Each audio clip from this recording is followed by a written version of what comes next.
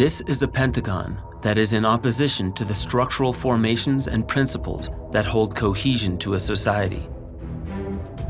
The 5 sides of our pentagon represent war, famine, plagues, pollution, and natural catastrophes.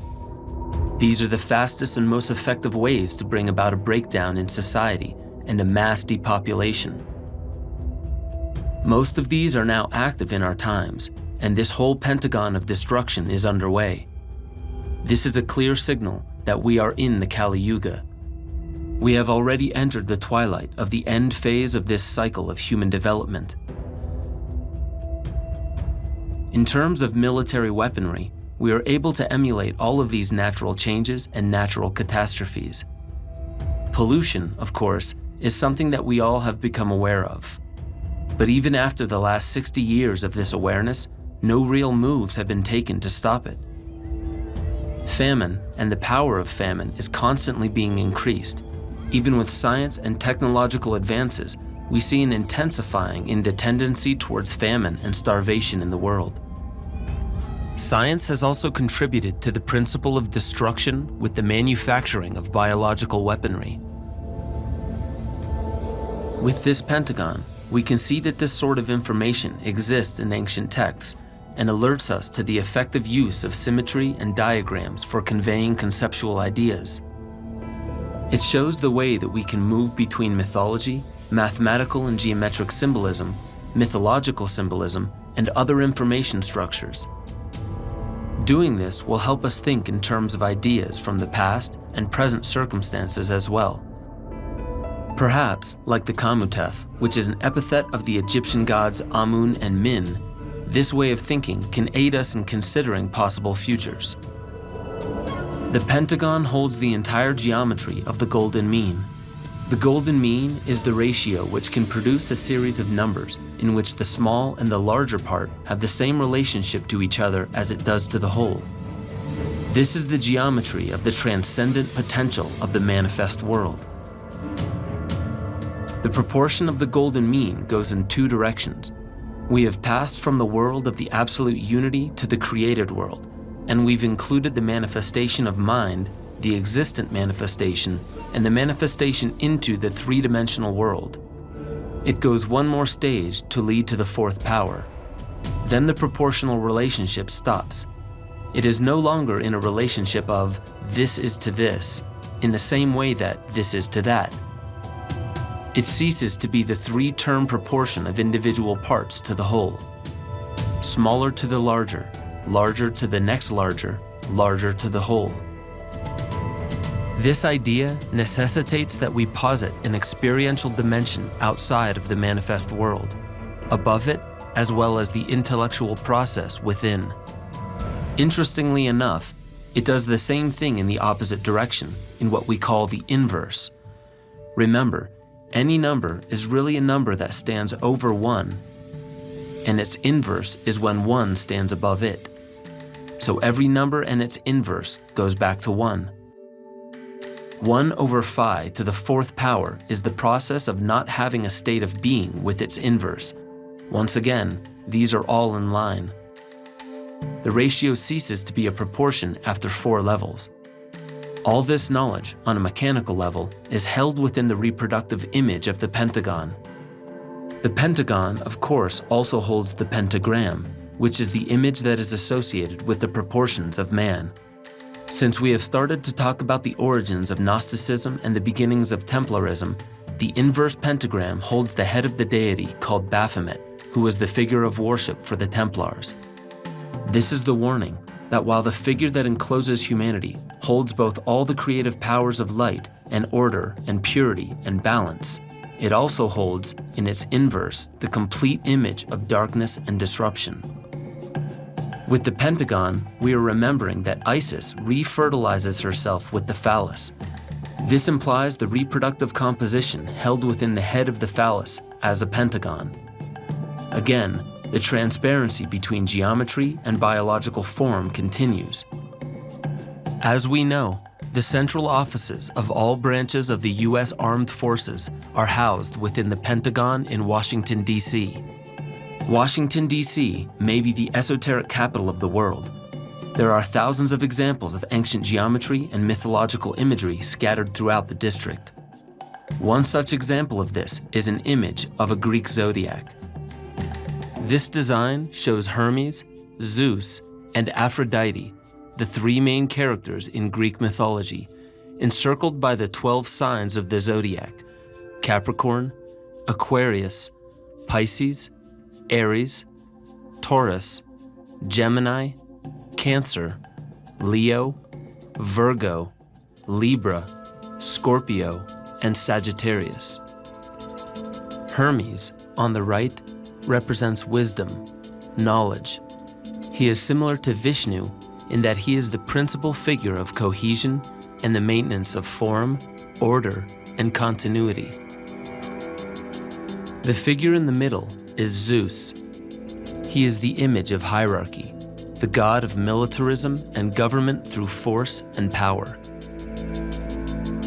Aphrodite, on the left, represents not only love and beauty, but also the manipulation of those factors, as is evident in our society where sexuality and beauty are used as a system of distraction and manipulation of human energy. Hermes points with his right hand to the astrological sign of Pisces, the age that we are presently in terms of the precession of the equinoxes. The sun will move out of Pisces after having spent the entire era of Christianity, 2,160 years, in that sign. When the age of Pisces comes to an end as a major celestial influence on human life and the earth, we will then pass into Aquarius. Zeus, god of the sky and thunder, holds a staff, his right hand pointed above between the signs of Scorpio and Sagittarius, at nearly the exact position of the center of the Milky Way. In 1998, the sun went past this exact point that Zeus is pointing to and moved from Scorpio into Sagittarius. The number 1998 is 37 times 54. It's also symbolically 3 and 7, the number which defines important intervals in the Yuga. Additionally, the slope of Zeus's right forearm is in direct alignment with the anti-center of the galaxy, which occurs between Taurus and Gemini.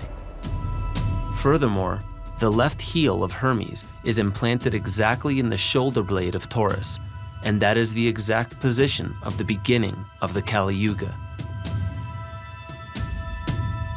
This is particularly significant, not to mention astronomically accurate, as it is in direct relation to the Indo-Iranian god Mithras, who commonly is depicted slaughtering a bull. In this image, Mithras is seen arching the head of a massive bull back toward him with his left hand, while stabbing the beast in the neck with a blade held in his right hand. The Greek Hermes is his counterpart, an exact analog to Mithras. We see where the heel of Hermes is planted into the shoulder blade of Taurus, the bull, as a representation of the beginning of the Kali Yuga in 3606 BC.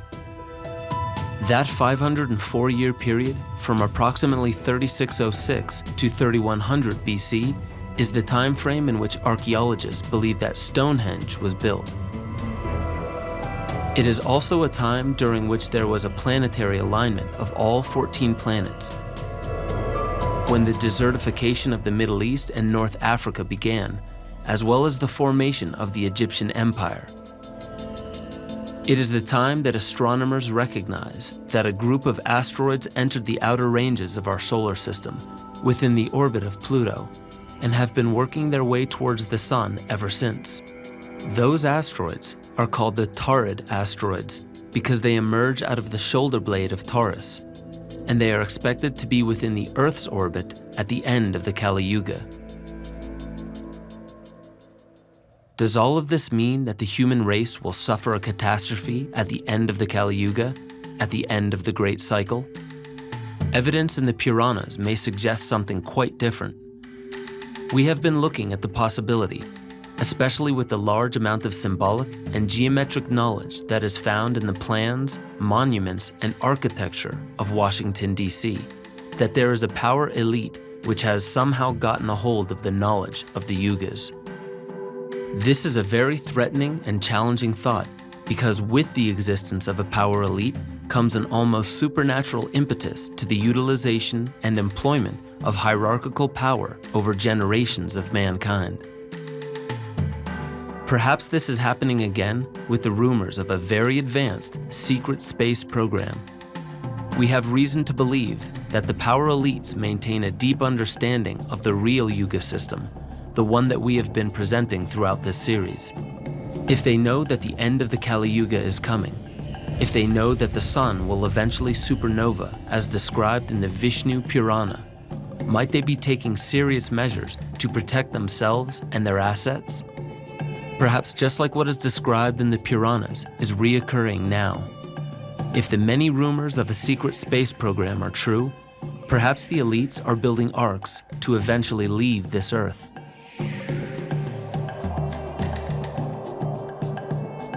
We know that there is photographic evidence from NASA and the European Space Agency, which indicates that, in the past, there may have been some sort of intelligent habitation on Mars and on the Moon. Maybe these are the places where the survivors lived between the Yugas over the course of 60,000 years. On Mars, it appears that there may have been a settlement, which may have endured damage from a comet or an asteroid. It even appears that there are monuments on Mars which resemble those that are in Egypt. A lot of this is speculation, a lot of this is conjecture. But there are photographs that can hardly be explained in any other way. There is also evidence in the form of computerized imaging, which may show underground structures found on Mars. Perhaps this is where humans can stay so that they are protected from the solar storm at the end of the Kali Yuga. Perhaps this is also the reason for the deep underground military bases here in the United States that began construction in the 1960s. Maybe some of the elites plan to go underground here on Earth to avoid their own demise. But if the cataclysm is as bad as the Vishnu Purana seems to describe, then going underground will not help. It would seem that one would have to leave the Earth completely in order to survive. That could perhaps explain the existence of a secret space program, as well as provide a motive for constructing such a program. Photographs taken by NASA show many odd features on the lunar surface. These appear to have been intelligently designed many years ago. If they are what they seem to be, it is very likely that these were built by humans in a distant age. Just as we have entered outer space near the end of the Kali Yuga, perhaps in the past we achieved even more advanced technology. We have seen the evidence of this civilization on both the Moon and Mars. Perhaps they came back here some 60,000 years ago and created our human race with Osiris as the archetype. Now, they are most likely leaving once again. The elites must somehow be financing a secret space program to leave the planet behind. Perhaps this is where all of the money in the black operations budgets have been going. With this final act, they believe that they will survive. So taking the cyclical nature of the Yugas into consideration, the idea being expressed here is that in the future, some humans, namely the power elite, will attempt to escape destruction by leaving the Earth. For approximately 60,000 years, they will live on another planet altogether, while the Earth heals itself from the previous Kalpa. And perhaps during that time, they will devise the next human. We can see from this series that time and space are part of a continuous cyclical interaction that both creates and destroys. The destiny of the human race is a vital aspect of this process of creation. By understanding the cycles of time, we can speculate that a new human archetype will emerge at the beginning of the next Mahakalpa.